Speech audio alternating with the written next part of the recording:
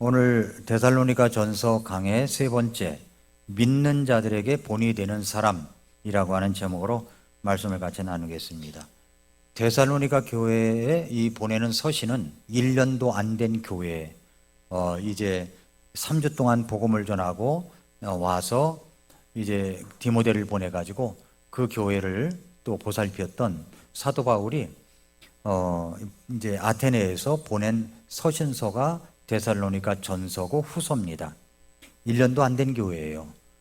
그런데도 불구하고 믿음의 역사가 있었던 교회, 그 다음에 또 사랑의 수고가 있었던 교회고 소망의 인내가 있었던 교회입니다. 이런 아름다운 교회의 모습, 믿음, 사랑, 소망, 주님을 본받아 가장 아름다운 그런 모습의 교회로 남아 있게 된 이유가 있습니다.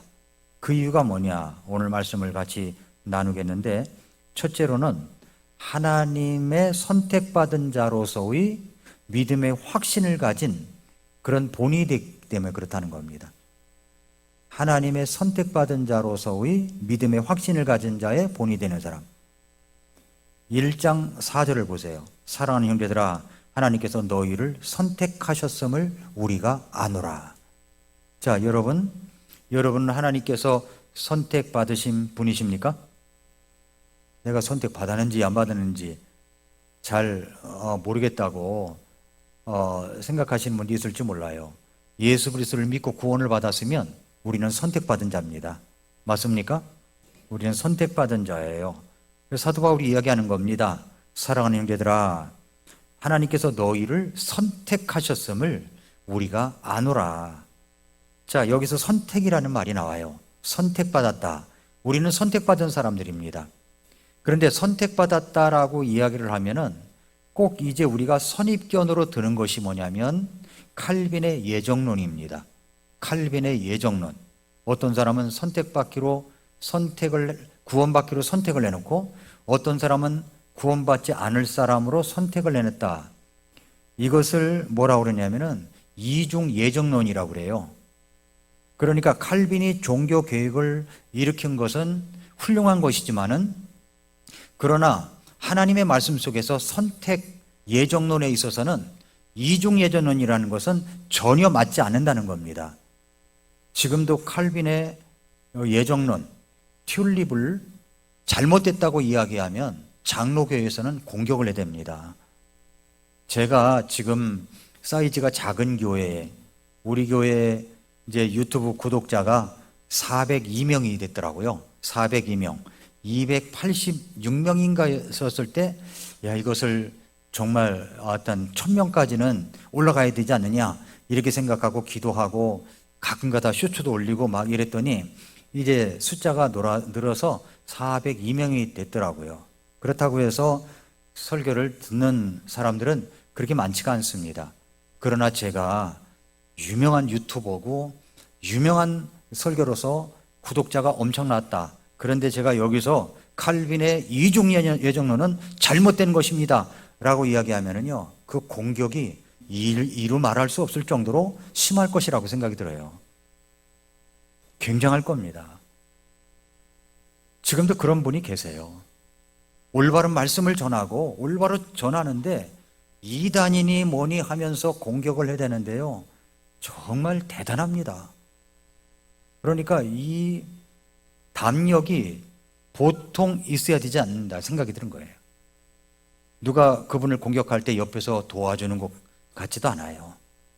그런데도 꿋꿋하게 하나님의 말씀의 진리를 외치는 거죠. 자, 여기 선택하셨음을 아노라 할 때 이 선택은 칼빈의 이중 예정론을 말하는 게 아닙니다. 그것은 잘못된 거예요. 이 말씀은 칼빈의 이중 예정론을 지지하지 않은 말씀입니다. 선택은 구원으로의 부르심을 말하는 겁니다. 데살로니가전서 1장 4절은 하나님의 선택은 성도들이 구원을 위해 하나님에 의해서 선택되었다는 말인데, 이것은 하나님께서 칼빈의 이중 예정론처럼 하나님께서 일부는 구원받도록 예정하고 또 나머지는 정죄받도록 예정되었다 하는 것은 아니라는 겁니다. 데살로니가전서 1장 4절에서는 정죄에 대한 언급이 하나도 없습니다. 오직 구원을 위해 선택받은 자들에 대해서만 언급하고 있는데 요한복음 3장 16절에 보면은 하나님께서 세상을 이처럼 사랑하사 자신의 독생자를 주셨으니 이것은 누구든지 그를 믿는 자는 멸망하지 아니하고 영존하는 생명을 얻게 하려 하심이라 라고 했습니다. 하나님께서 우리를 구원으로의 초대를 해주셨는데 이것은 구원으로의 초대지 어떤 사람은 구원받지 않은 사람으로 예정됐기 때문에 제외시켜버리고 구원받은 사람들만 초대했다는 이야기가 결코 아닙니다. 데살로니가전서 1장 4절은 바울은 성도들이 선택받았음을 언급하지만 이 선택은 그들이 복음을 듣고 믿음으로 반응한 결과로 나타난 것이지 믿음으로 반응을 하지 않았는데 선택으로 들어온 것은 아니라는 겁니다. 하나님이 예수 그리스도의 십자가의 복음을 우리에게 전해줬어도 우리가 회개하고 예수님을 구주로 영접해야 하나님의 선택 안에 들어오는 거지 이걸 거절하면 선택 안에 들어오는 게 아닙니다. 그렇다고 하나님께서 내가 믿지 않고 거부했다 그러면 그 사람은 예수님 믿지 않기로 하나님이 선택되어져 가지고서 제외시킨 사람이다 이런 말이 결코 아닌 거예요. 그 사탄의 그 칼빈의 이중 예정론은 잘못되었다는 이야기입니다. 그러므로 1장 5절은 이렇게 말씀합니다. 이는 우리의 복음이 말로만 너희에게 다다르지 아니하고 권능과 성령님과 많은 확신으로 다다랐기 때문이라. 우리가 너희를 위해 너희 가운데서 어떤 사람이 되었는지는 너희가 아는 바와 같으니라. 성도들의 믿음의 증거가 선택의 확신을 가져왔다고 말하고 있는데 그것은 믿음과 성령의 역사, 그리스도를 따르는 삶이 하나님의 선택의 증거가 되어서 나타나게 된 겁니다. 칼빈의 예정론에서는 선택된 자들은 그들이 구원받도록 이미 예정되었기 때문에 그들의 행위나 믿음은 선택과 무관한 결과로 간주된다고 얘기합니다. 그러나 데살로니가전서 1장 4절 5절에서의 선택은 믿음과 삶의 변화로 드러나는 과정이다 라고 하는 것을 이야기하고 있습니다. 그러므로 우리가 갖고 있는 믿음은 세대주의 믿음이라고 해요. 세대주의 믿음. 우리가 근본주의 침례교의 믿음인데 칼빈의 예정론의 관점과 세대주의의 믿음의 관점은 전혀 다릅니다. 선택도 똑같은 겁니다. 세대주의의 믿음은 하나님의 주권에 따른 선택이지만 인간의 자유의지와 믿음에 대한 응답이 요구되는 선택이라는 겁니다. 그러나 칼빈의 예정론은 뭐냐면 무조건적인 선택인 거죠. 하나님의 주권적인 은혜에 따라 인간의 행위나 믿음과 무관하게 선택이 됐다. 그 사람이 거절을 해도 선택받았으면 꼭 구원받는다 이런 식으로 이야기한다는 겁니다. 그건 아니죠. 또 정죄에 대한 관점도 심판에 대한 관점도 세대주의 관점은 구원에 초점을 맞춰가지고 정죄에 대한 예정은 없다라고 하는 겁니다. 없어요. 그러나 칼빈의 이중 예정론은 구원받은 사람들도 선택했고 구원받지 못한 사람들도 미리 예정되어 있다 이렇게 이야기한다는 겁니다. 그건 잘못된 것입니다.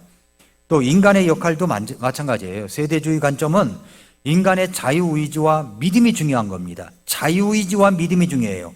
구원은 하나님의 은혜와 인간의 믿음에 대한 응답으로 이루어지는데 칼빈의 예정론의 관점은 인간은 선택된 자로서의 수동적이고 구원은 하나님의 은혜로만 이루어지는데 인간의 의지는 제한된다. 그건 상관없이 선택되었으면 무조건 구원받는다 이렇게 이야기하고 아무리 믿으려고 해도 구원받지 않기로 예정되어 있으면 믿지 못한다라고 하는 겁니다.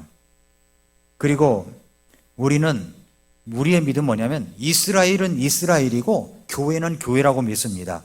그러나 칼빈의 예정론의 관점은 뭐냐면은 교회와 이스라엘의 구분이 없다는 거죠. 그러니까 오늘날의 교회는 이스라엘을 대체했다라고 대체 신앙을 믿는데 우리는 그렇지 않다는 겁니다. 그러니까 교회가 이스라엘을 대체했다고 그러면 천년왕국도 없다고 믿을 수밖에 없고 그런 믿음을 갈 수밖에 없는 거예요. 그러나 우리는 이스라엘은 이스라엘이고 교회는 교회다라고 믿기 때문에 예수님이 지상 강림을 하시게 되면 그 이후부터 1000년 동안 이 땅에서 천년 왕국이 이루어지는데, 이것은 이스라엘 백성들을 중심으로 이루어진다는 겁니다.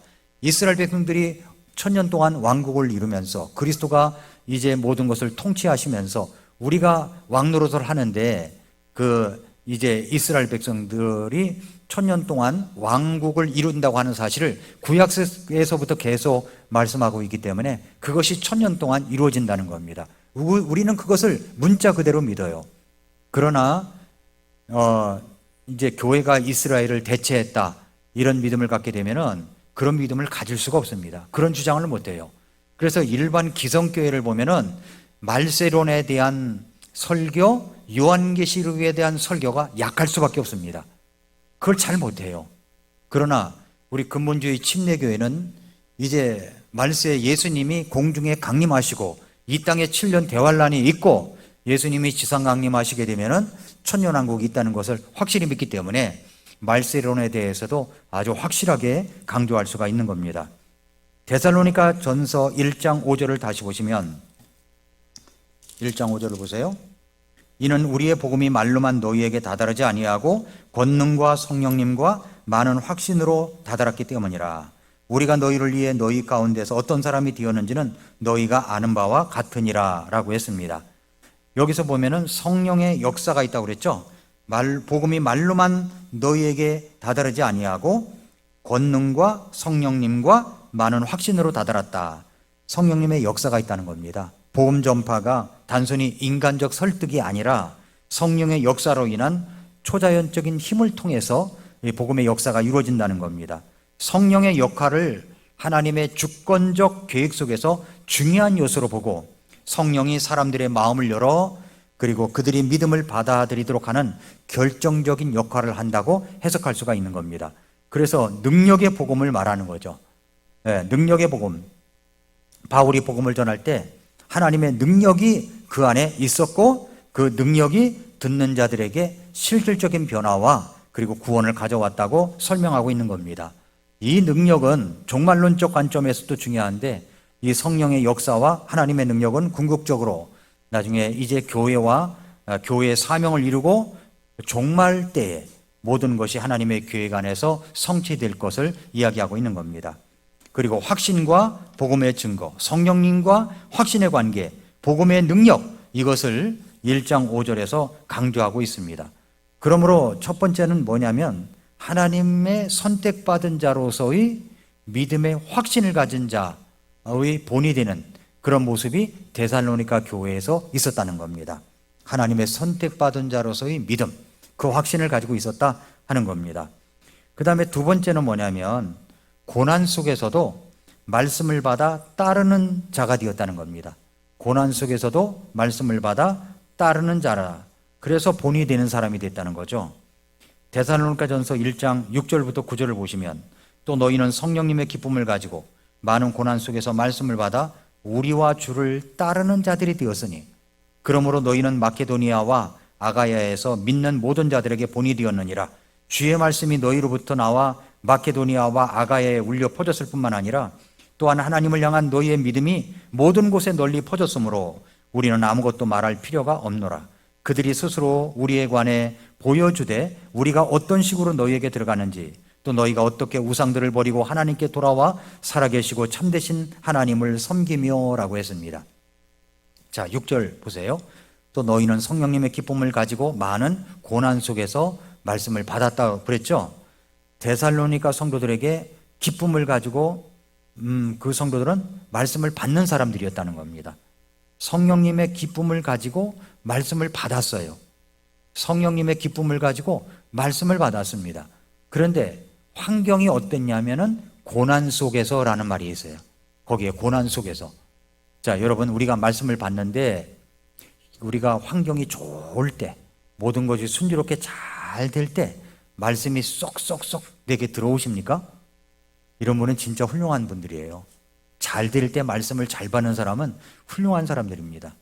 그런데 저도 그렇지만 대부분의 사람들이 뭐냐면 고난 속에서, 고난이 있을 때, 질병 속에 있을 때, 아픔이 있을 때, 뭔가 못 견디는 슬픔이 있을 때 말씀이 내게 쏙쏙 들어올 때가 많아요. 오늘 말씀이 그 말씀입니다. 데살로니가 교회 성도들은 성령님의 기쁨을 가지고 말씀을 받았습니다. 말씀을 받는데 어떻게 받느냐면 고난 속에서 받았다는 겁니다. 고난 속에서 말씀을 받을 때의 태도가 그 사람을 결정하는 겁니다. 그 사람을 결정하는 거예요. 여러분, 이스라엘 여기 데살로니가 교회 성도들은 그때 당시에 어떤 고난을 받았을까요? 어떤 고난을 받았습니까? 한번 데살로니가전서 1장을 접어두시고 사도행전 17장 5절을 한번 열어보시기 바랍니다. 그때 당시에 데살로니가 교회가 세워질 당시에 그들이 말씀을 받을 때 어떤 모습이었는가가 데살로니가전서 17장에 나와 있습니다. 17장 4절 보니까 그들 중 몇 사람이 믿고 믿은 사람이 생겼어요. 그 다음에 바울과 실라와 사귀었으며, 그러니까 그 영적 지도자와 교제도 있었습니다. 독실한 그리스 사람들 중에서 큰 무리와 주요 여인들 중에서 적지 않은 사람들도 그리하더라. 믿는 사람들이 이렇게 생겨났다는 겁니다.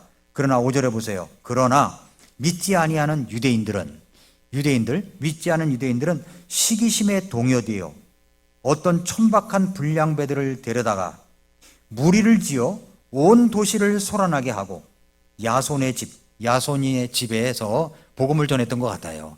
야손의 집을 습격하여 그들을 백성에게 끌어내려 하였으나 그들을 발견하지 못하며 야손과 어떤 형제들을 도시의 치리자들에게 끌고 가서 외치되 세상을 뒤집어 엎은 이 자들이 여기에도 왔는데 하면서 소란을 피웠다는 겁니다. 자, 여러분이 예수님 믿고 구원받았어요. 그 집에서 복음을 전하다가 구원을 받았습니다. 그런데 주변에서 사람들이 시기 질투가 심해가지고 불량배들을 동원해가지고서 그 집을 습격하는가 하면 말씀을 전한 사람을 잡아내려다가 없으니까 그 주인을 잡아가지고 끌고 갔다는 이야기입니다. 그러면서 뭐라고 그러냐면 천하를 뒤집어 엎은 사람들이 여기에도 있었다는 거예요. 천하를 뒤집어 엎은 사람들이 누굽니까? 바울과 실라죠. 바울과 실라가 천하를 뒤집어 엎었다는 겁니다. 무엇으로 뒤집어 엎었을까요? 하나님의 말씀으로, 복음으로 이런 역사가 있었다는 겁니다. 유대인들의 반대와 박해가 이만저만이 아니었습니다. 여러분이 예수님 믿는다고 직장에서 쫓겨나고 예수님 믿는데 사업의 거래처에서 거래가 트일 듯하던 하는데 예수님 믿는다고 하는 것 때문에 거래가 뒤틀리고 그런다고 생각해 보세요. 얼마나 견디기가 힘듭니까? 예수님 믿는다는 것 때문에 이런 일을 당하면 견딜 수가 없을 것입니다. 그런데 그런 일을 누가 당해요? 데살로니가 교회 성도들이 당했다는 겁니다. 그래서 1장 6절에 또 너희는 성령님의 기쁨을 가지고 말씀을 받아 그랬는데 성령님의 기쁨을 가지고 그리고 뛰고 말씀을 받아, 그 사이에 뭐가 들어가 있어요? 고난 속에서라는 단어가 들어가 있는 거예요. 고난 속에서 어떤 고난을 받았습니까? 박해와 반대, 핍박이 있었다는 거죠. 불량배들과 결탁해가지고 그 집을 습격하고 사람들을 끌어내고 이런 일들이 있었다는 겁니다. 사회적 압력과 박해를 가져왔다는 거죠. 데살로니가는 그리스 로마 문화와 밀접한 관계가 있었던 도시입니다. 그 지역에는 다양한 이방신들을 숭배하고 있었어요. 예수님을 믿는 그리스도인들은 이방신을 거부할 수밖에 없겠죠. 이방신 숭배를 거부했기 때문에 이로 인해서 지역사회에서 경제적으로 사회적으로 고립을 당할 수밖에 없을 것입니다. 저 사람은 예수 믿는데 예수쟁이야 그러면서 말이죠, 물건도 안 주고 무슨 거래처가 완전히 끊어버려지고 이런 일이 일어날 수 있다는 거죠. 로마 제국은 황제 숭배를 중요한 국가적 의무로 보았고 황제를 신으로 숭배하는 문화가 널리 퍼져 있었습니다. 그리스도인들은 오직 예수 그리스도만이 주님이시며 다른 신들을 숭배할 수 없다고 믿었기 때문에 이러한 로마의 종교적 전통에 반대하는 행위로 인해서 박해를 피할 수가 없었던 거죠. 경제적 박해도 이만저만이 아니었을 것입니다. 사회적 고립과 조롱도 이만저만이 아니었을 것입니다. 이러한 사회적 압력은 심리적으로, 정서적으로도 그리고 실제적으로 어떤 물질적으로도 큰 고난이 아닐 수밖에 없었습니다. 그러니까 1장 6절에 고난 속에서 말씀을 받아라는 말, 고난 속에서 많은 고난이라고 그랬어요. 그 적은 고난도 아니에요. 많은 고난 속에서 말씀을 받았습니다. 여러분, 환경이 어렵고 힘들어도 말씀을 받는 사람들입니까? 말씀을 받습니까? 말씀을 읽습니까?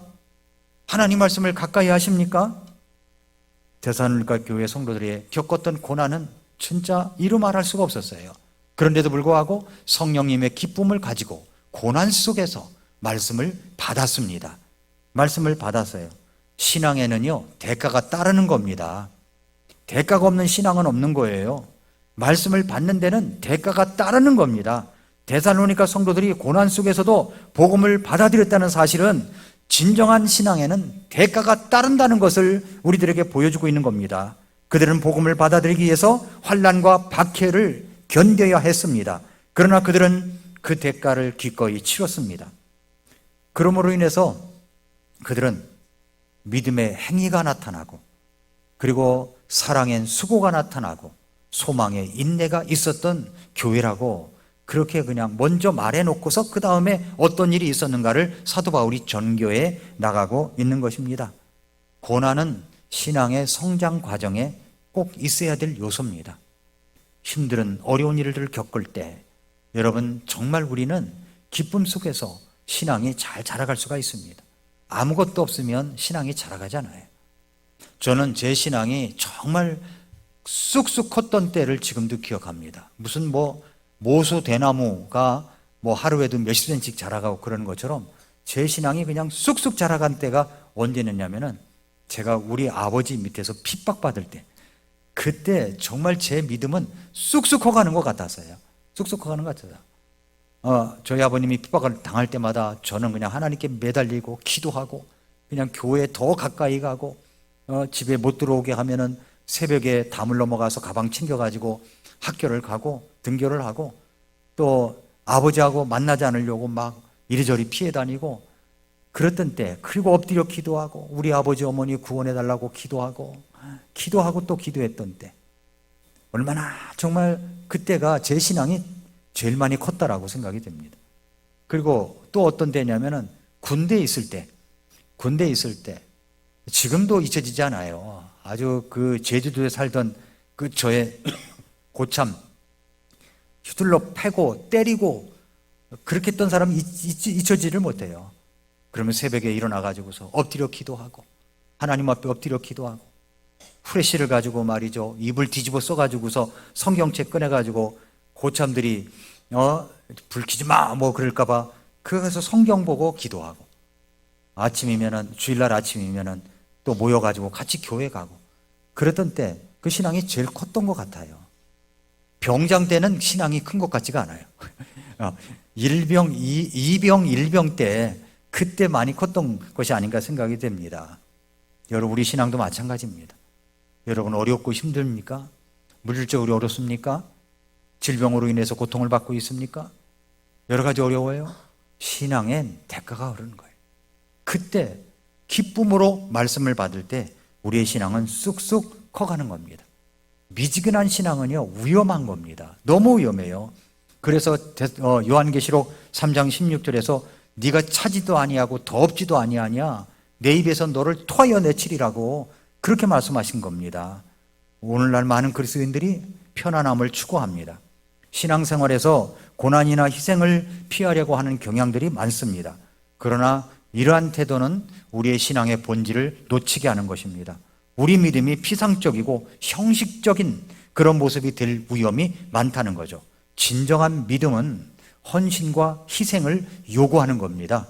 그것이 진정한 믿음인 거죠. 성령의 기쁨 안에서 고난을 이기는 신앙.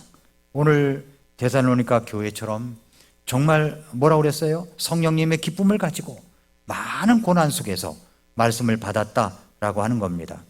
그러고 나서 어떻게 합니까? 그리고 나서 6절에 보니까 우리와 주를 따르는 자들이 되었다라고 얘기합니다. 따르는 자가 되었다는 거예요. 따라가는 사람이 되었어요.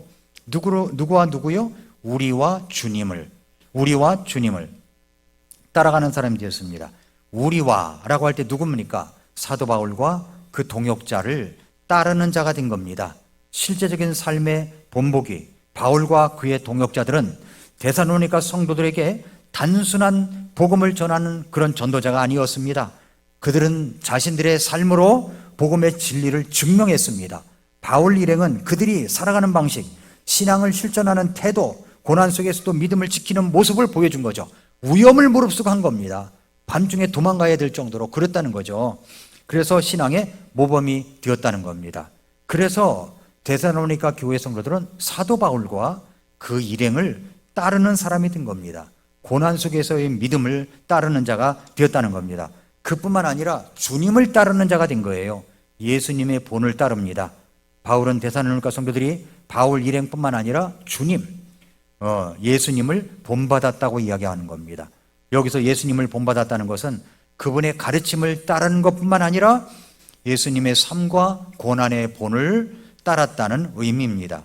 이렇게 고난과 기쁨이 공존하는 교회가 바로 데살로니가 교회의 모습이라고 하는 것을 여기서 보여주고 있습니다. 그래서 데살로니가 교회가 믿음의 행위와 사랑의 수고와 소망의 인내를 가지고 있었던 이유가 뭐냐면, 그것은 첫 번째로는 그들이 하나님의 선택받은 자로서의 믿음의 확신을 가지고 있었던 것이고, 그리고 두 번째는 고난 속에서도 말씀을 받고 따르는 자가 되었기 때문이다. 그래서 본보기가 되었다고 하는 겁니다. 자, 그 다음에 이제 세 번째입니다. 세 번째는 뭐냐면 본이 되는 믿음과 그 결과를 보겠습니다. 본이 되는 믿음과 그 결과가 어떻게 되느냐. 1장 7절 8절 보니까 그러므로 너희는 마케도니아와 아가야에서 믿는 모든 자들에게 본이 되었느니라. 주의 말씀이 너희로부터 나와 마케도니아와 아가야에 울려 퍼졌을 뿐만 아니라 또한 하나님을 향한 너희의 믿음이 모든 곳에 울려 퍼졌으므로 우리는 아무것도 말할 필요가 없노라 라고 했습니다. 여러분이 가진 성경에 이제 그 뒤쪽에 보면은 지도가 나오죠. 지도에서 2차 전도 여행, 그거를 한번 열어보세요. 2차 전도 여행을 열어보면은 사도 바울의 1, 2차 전도 여행입니다. 1, 2차 전도 여행. 제 성경으로는 한영 성경이라 이것이 18페이지에 있는데 여러분 성경은 잘 모르겠습니다만은 사도 바울의 1, 2차 선교 여행이 나와요. 거기 보면은 지도가 나오는데 사도 바울이 베레아, 데살로니가 찾으셨습니까?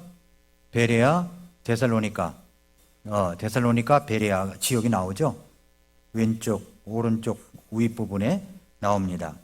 근데 여기 7절에 뭐라고 그랬습니까? 그러므로 너희는 마케도니아와 아가야에서, 자, 마게도니아를 찾아보세요. 마게도니아 나오죠? 마게도니아 어디 지역입니까? 빌립보 지역, 그 다음에 임파폴리스, 데살로니가, 베레아 지역을 전부 다 일컫는 곳입니다. 그죠? 마케도니아. 그 다음에 아가야를 찾아보세요.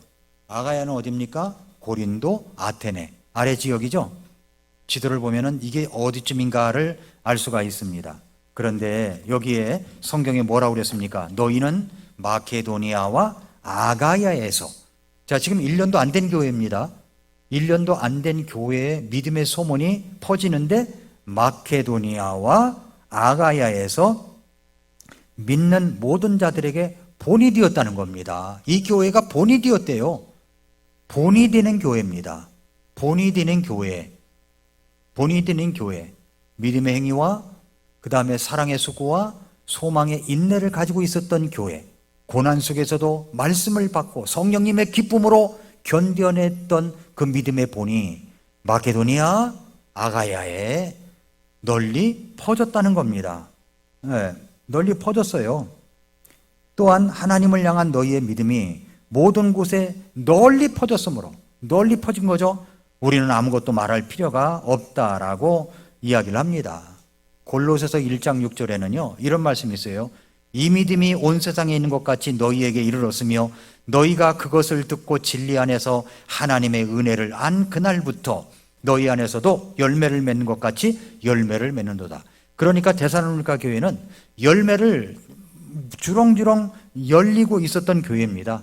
데살로니가 있는 도시가 바로 20만이 살고 있는 이 도시의 성도들의 믿음이 이 지역뿐만 아니라 마케도니아, 아가에 두루두루 퍼졌다는 거죠.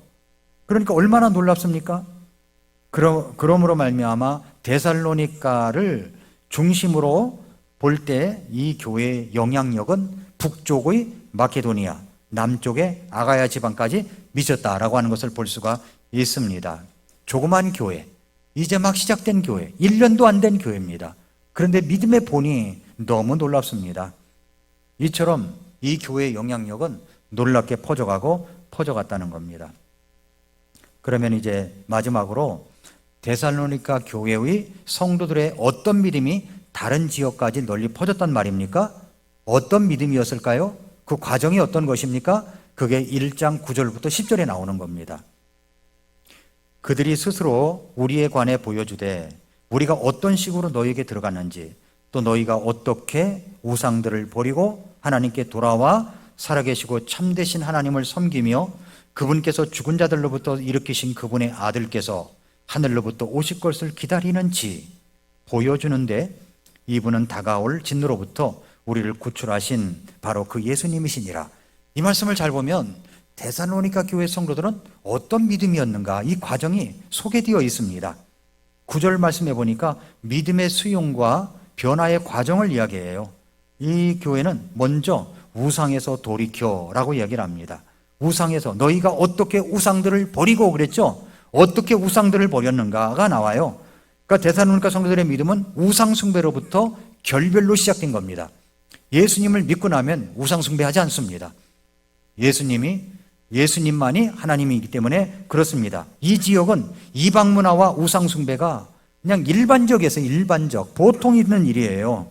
근데 대부분의 사람들은 여러 신을 섬겼습니다. 그러나 데살로니가 성도들은 바울의 복음을 듣고 우상 숭배를 버리고 참되고 살아계신 하나님께로 돌아섰습니다. 이 첫 단계가 뭐냐면 돌이킴이라는 겁니다. 돌이킴. 자, 어떤 믿음의 순서를 밟았느냐면은 하나님의 복음을 들으면, 예수 그리스도의 십자가의 복음을 들으면 돌이킴이 먼저 있어야 되는 겁니다. 돌이키는 거죠. 내가 잘못된 길로 갔습니다. 그럼 돌이켜서 하나님이 원하시는 방향으로 가는 돌이킴. 이걸 뭐라고 얘기해요? 회개라고 하는 겁니다. 돌이킴이 있어야 된다는 거죠. 돌이킴.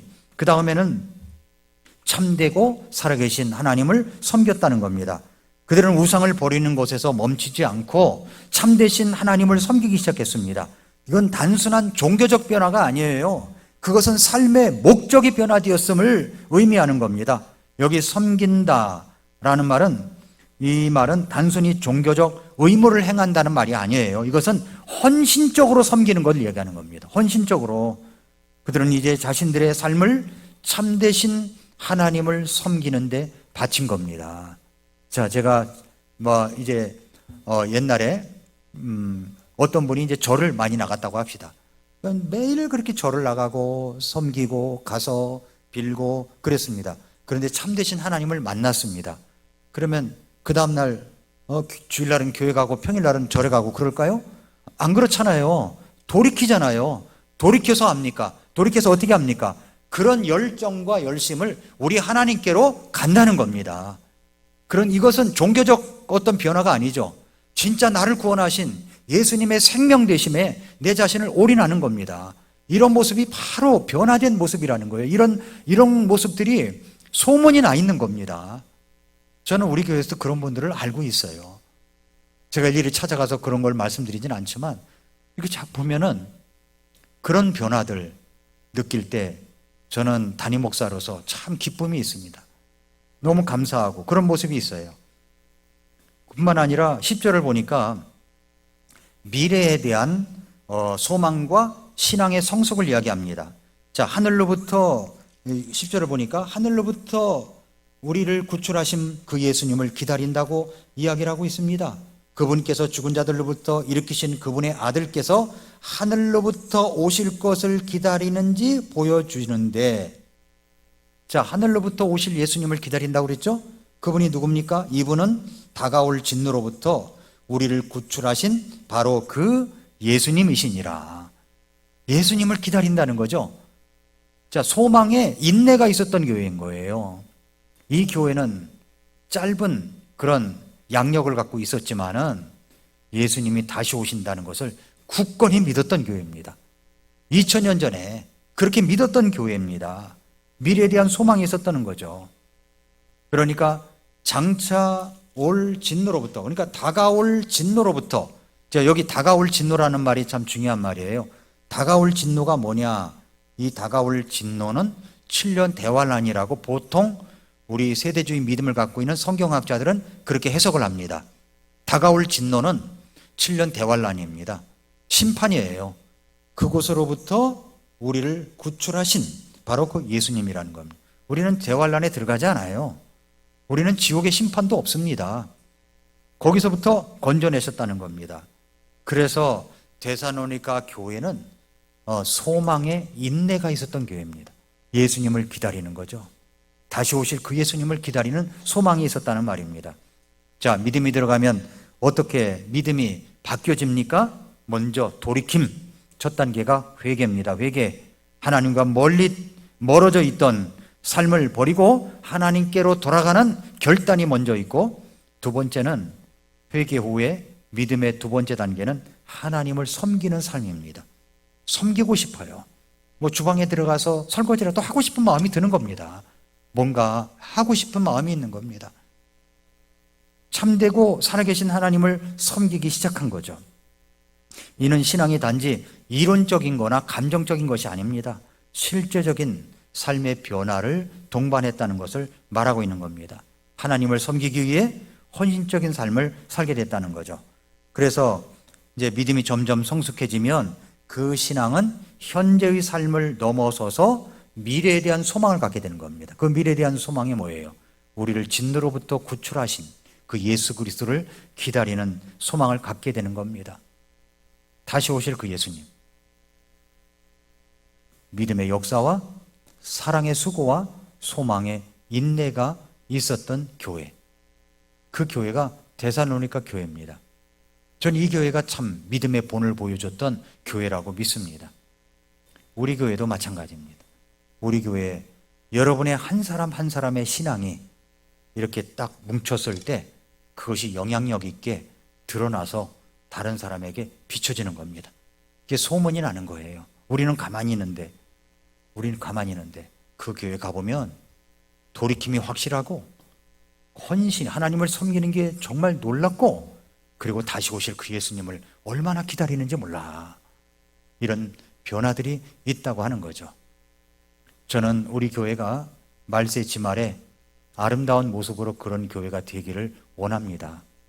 여러분이 그런 믿음이, 한 분 한 분의 믿음이 이것이 연합이 될 때 교회가 튼튼해지고 강건해지고 영향력 있는 믿음의 역사, 사랑의 수고, 소망의 인내가 될 줄로 믿습니다. 기도하겠습니다.